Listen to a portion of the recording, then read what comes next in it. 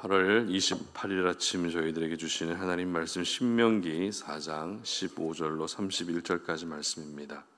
여호와께서 호렙산 불길 중에서 너희에게 말씀하시던 날에 너희가 어떤 형상도 보지 못하였은즉 너희는 깊이 삼가라. 그리하여 스스로 부패하여 자기를 위해 어떤 형상대로든지 우상을 새겨 만들지 말라.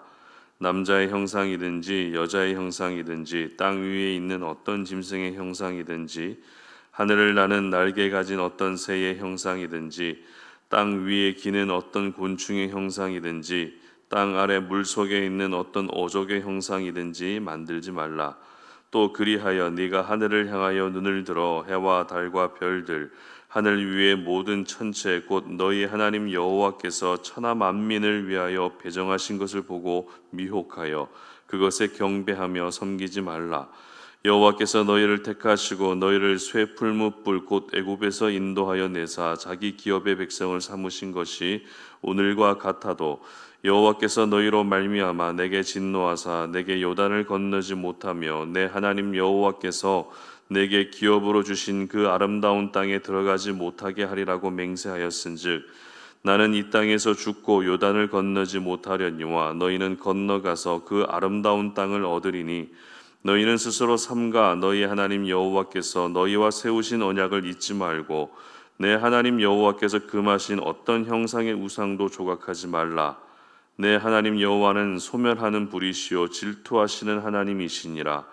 네가 그 땅에서 아들을 낳고 손자를 얻으며 오래 살 때에 만일 스스로 부패하여 무슨 형상의 우상이든지 조각하여 내 하나님 여호와 앞에 악을 행함으로 그의 노를 일으키면 내가 오늘 천지를 불러 증거를 삼노니 너희가 요단을 건너가서 얻는 땅에서 속히 망할 것이라. 너희가 거기서 너희의 날이 길지 못하고 전멸될 것이니라.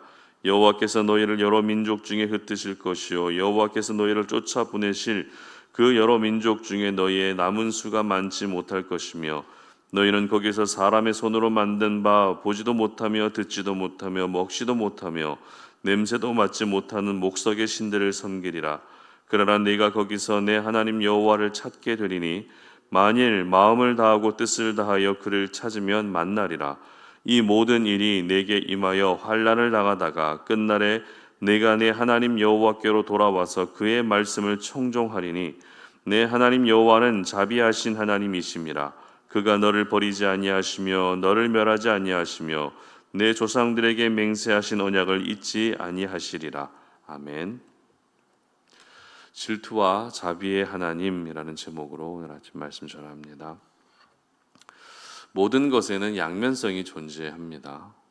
청량한 자연을 멀리서 볼 때는 어떻습니까? 내 마음도 깨끗해지는 듯 하지만 가까이 가서 보게 되면 구멍난 나뭇잎부터 시작해서 빛이 부족해서 노랗게 물들어 버린 잎을 볼 수가 있습니다. 편하게 신을 수 있는 슬리퍼는 신고 벗기는 편하지만 장시간 신고 있다 보면 몸에 많은 무리가 가게 되고, 구두는 다리 모양을 예쁘게 해주지만 또 뒤꿈치가 잘 까질 수도 있습니다. 그리고 키가 크면 옷태가 잘 받지만 그에 비해 맞는 사이즈의 옷을 찾기가 어렵고, 반대로 키가 작으면 귀엽다는 말을 들을 수는 있지만 작다는 이유로 사람들에게 무시당할 수도 있습니다. 이 양면성을 잘 표현해 주는 것 중에 하나가 바로 장점과 단점인데요.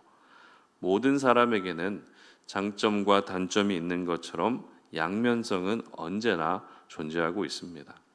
그러고 보면 양면성은 꼭 필요해 보입니다.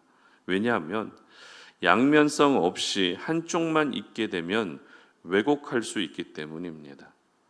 만약 빛과 어두움 중에 빛만 있다면 사람들은 쉬지 못합니다. 반대로 어두움만 있게 되면 우울해지기 쉽기 때문에 양면성은 꼭 필요합니다. 양면성의 사전적 정의는 한 가지 사물에 속해 있는 서로 상반되는 두 가지의 성질이 바로 양면성의 뜻입니다. 그런데 이런 양면성에 대한 사람들의 대표적인 인식은 어떨까요? 양면성을 이중적인 모습으로 본다는 것이죠. 소위 겉과 속이 다르다고 하죠. 일관적이지도 않고 상황에 따라 행동이 달라진다고 해서 양면성에 대한 일반적인 인식은 그렇게 좋은 편은 아닙니다. 그러나 양면적인 모습을 부정적인 모습으로 인식하게 되는 이유는 이 양면적인 모습이 결국 균형을 이루지 못하기 때문입니다. 예를 들면 내가 잘하는 것과 못하는 것이 있다고 했을 때 내가 잘하는 것을 가지고 모든 것을 판단하게 되면 균형을 잃은 양면성이 되고 만다는 것이죠. 오늘 저희들이 살펴보게 될 말씀은 하나님의 양면성을 잘 보여주고 있는 말씀입니다. 사실 오늘 본문만이 아니라 성경 전체에서 끊임없이 강조되어 왔던 하나님의 양면성은 바로 사랑과 공의의 하나님이라는 것입니다. 죄로 죽었던 우리 모두를 구원하시기 위해 독생자를 아끼지 않고 대신 희생시키실 만큼 하나님은 사랑이 넘치는 분이기도 하지만 죄를 지으면 하나님이 직접 선택하신 백성이라 할지라도 멸망시키실 만큼 공의로운 분이기도 하십니다. 바로 이러한 하나님의 양면성이 오늘 본문에서는 표현만 조금 다를 뿐 같은 맥락으로 기록되어 있는 것을 볼 수 있습니다. 자, 그러면 하나님의 양면성을 표현하고 있는 두 말씀을 한번 찾아보도록 하겠습니다. 먼저 24절입니다. 내 하나님 여호와는 소멸하는 분이시요 질투하시는 하나님이시니라. 아멘. 하나님이 어떤 분이시라고요? 질투하시는 하나님이라는 것입니다. 그리고 31절 보시기 바랍니다. 내 하나님 여호와는 자비하신 하나님이심이라. 그가 너를 버리지 아니하시며 너를 멸하지 아니하시며 내 조상들에게 맹세하신 언약을 잊지 아니하시리라. 아멘. 이 말씀에서는 하나님이 자비하신 분이라고 또 기록되어 있죠. 어떠십니까? 질투하는 하나님, 그리고 자비하신 하나님, 완전히 반대되는 표현이라는 것을 알 수 있죠. 이처럼 사랑과 공의라고 하는 양면성을 지니신 하나님을 오늘 본문에서는 모세가 질투와 자비의 하나님이라고 조금 다르게 표현하고 있는 것을 보게 됩니다. 특별히 이 질투와 자비라는 하나님의 양면성을 설명할 때 구체적인 예시를 들어서 설명하고 있는데요. 16절 상반절 보시기 바랍니다. 그리하여 스스로 부패하여 자기를 위해 어떤 형상대로든지 우상을 새겨 만들지 말라. 아멘. 바로 우상을 만들지 말라는 구체적인 사례를 들어서 하나님의 양면성을 설명하고 있다는 것입니다. 사실 우상을 만들지 말라고 하는 이 말씀만으로도 의미가 충분히 전달됩니다. 그런데 이어지는 말씀을 보게 되면 우상의 종류가 될 수 있는 많은 것들을 일일이 언급하고 있습니다. 그 중에는 남자와 여자의 형상도 있습니다. 그리고 짐승의 형상, 새의 형상, 곤충의 형상, 물고기의 형상, 심지어 하늘의 해와 달과 별들의 형상까지 언급합니다. 이 정도 되면 하늘 아래 그리고 땅 위에 존재하는 모든 사물을 언급했다고 볼 수 있습니다. 그만큼 하나님을 대체해서 우상을 만들 수 있는 종류들이 셀 수 없다는 것입니다. 그리고 잠시라도 방심하면 눈에 보이는 어떤 것이라도 그것을 우상으로 만들 수 있는 존재가 바로 사람이라는 것을 알 수 있습니다. 그렇다면 왜 이렇게 사람들은 우상을 만들려고 하는 것일까요? 모세가 이렇게 다양한 것들을 언급하면서까지 우상을 만들지 말라고 강조했던 이유가 무엇일까요? 그 이유는 하나님은 눈에 보이지 않기 때문입니다. 사람의 연약함 중에 한 가지가 눈에 보여야 믿는다는 것이죠. 어떤 기적과 같은 일들이 내 눈에 보여야 그제서야 하나님의 존재를 인정한다는 겁니다. 어찌 보면 그게 가장 안전할 수는 있습니다. 눈에 보이지도 않는데 무턱대고 믿는다는 것은 한편으로 위험할 수도 있습니다. 그러나 우리의 믿음의 대상이신 하나님을 믿기 위해서는 눈이 필요한 것이 아니라 영적인 감각이 필요합니다. 이게 무슨 말인가 하면 눈으로 봐야 믿는 것이 아니라 사람은 처음부터 영적인 존재로 창조됐기 때문에 영적인 감각과 영적인 본능에 의해서 자연적으로 믿게 되어 있다는 것입니다. 그러나 죄가 들어오고부터 이 죄가 우리의 영적인 감각을 무뎌지게 하는 바람에 꼭 눈으로 봐야만 믿게 되는 존재가 되어버렸습니다. 따라서 내가 원하는 우상을 만들어서 그것을 섬기는 죄를 끊어내기 위해서는 하나님이 내 눈에 보이지 않더라도 마치 에덴 동산의 아담과 하와처럼 영적인 감각으로 하나님을 믿을 수 있는 그런 믿음이 회복될 수 있어야 되는 것입니다. 그래서 예수님도 부활하신 후에 도마에게 어떻게 말씀하셨는가 하면 요한복음 20장 29절을 제가 읽어드립니다. 예수께서 이르시되 너는 나를 본고로 믿느냐? 보지 못하고 믿는 자들은 복되도다 하시니라. 아멘. 그렇습니다. 보고 믿는 것이 복된 것이 아니라 보지 않고 믿는 것이 더 복되다는 것입니다. 이처럼 모세는 우상을 만들고 또 그것을 숭배하는 우상 숭배의 신앙을 경계하도록 했던 것이죠. 그리고 우상 숭배를 하면 왜 안 되는지 하나님의 속성 중에 질투의 속성을 들어서 백성들을 조심시켰던 것입니다.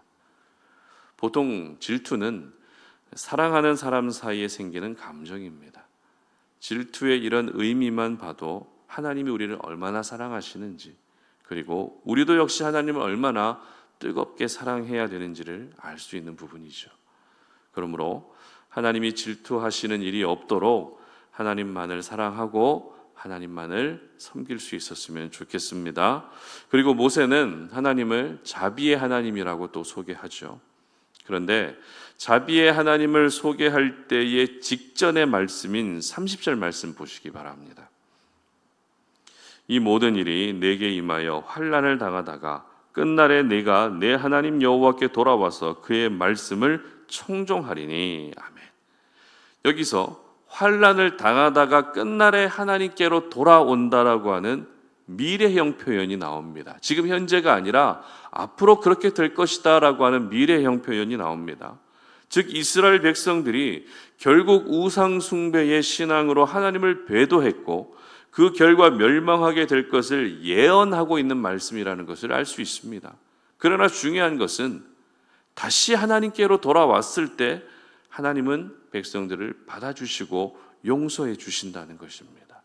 왜냐하면 우리 하나님은 자비의 하나님이시기 때문입니다. 이처럼 모세는 질투의 하나님이라고 강력하게 경고하면서도 자비의 하나님이라는 대안까지 제시하면서 가나안 땅에서의 삶을 준비하게 하셨던 것입니다. 그렇다면 질투와 자비의 하나님이라고 하는 하나님의 양면성을 오늘을 살아가는 저희들에게 어떻게 적용할 수 있을까요? 간단합니다. 질투의 하나님을 의식하면서 하나님만을 사랑하면 되는 것입니다. 그리고 자비의 하나님을 의식하면서 내가 혹시라도 죄를 짓고 하나님의 마음을 아프시게 해드렸다면 다시 하나님께로 돌아오면 되는 것입니다. 다만 하나님의 양면성을 절대 이용하는 일은 없어야 됩니다. 어차피 다 용서해 주시는 자비의 하나님인데 잠깐만 세상 속에서 내가 하고 싶은 대로 하다가 다시 돌아와면 되겠지라고 하는 그런 생각은 하나님의 양면성을 이용하는 것밖에 되지가 않습니다.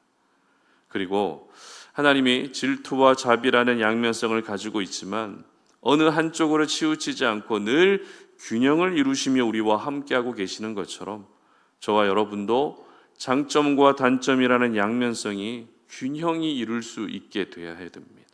장점을 가지고 다른 사람을 판단하지도 마시고 단점 때문에 주눅드는 일도 없어야 됩니다. 그리고 신앙도 역시 말씀과 기도의 균형을 이루시고 하나님을 섬길 때도 열정과 냉정의 균형을 생각하며 섬길 때에 그것이 바로 하나님의 양면성을 닮아가는 우리의 모습이 되는 것입니다. 바라기는 어느 한쪽으로 치우쳐서 그 모든 것들을 판단하는 것이 아니라 그로 인해 우리가 영향을 받는 것이 아니라 언제나 균형을 이루셨던 하나님의 양면성을 생각하시면서 여러분도 역시 균형을 이룬 하나님의 백성들 되시기를 주님의 이름으로 축복합니다. 함께 기도하겠습니다. 살아계신 하나님 감사합니다. 오늘도 우리가 이 아침에 주님의 말씀을 기억하며 우리 하나님은 질투의 하나님이시지만 또 한편으로는 자비의 하나님이라는 것을 기억합니다. 질투의 하나님이시기 때문에 하나님만을 사랑할 수 있게 하시고, 또 자비의 하나님이시기 때문에 내가 혹시라도 죄를 짓고 하나님의 마음을 아프시게 해드렸다면 다시 주님 앞으로 돌아올 수 있는 믿음을 허락하여 주시옵소서. 그래서 하나님의 양면성을 통해서 우리가 더욱더 거룩하고 경건해질 수 있게 하여 주시며, 우리도 역시 이 땅을 살아갈 때에 균형을 이룬 그런 신실한 주의 백성들 되게 하여 주시옵소서. 감사드리며 예수님의 이름으로 기도드립니다. 아멘.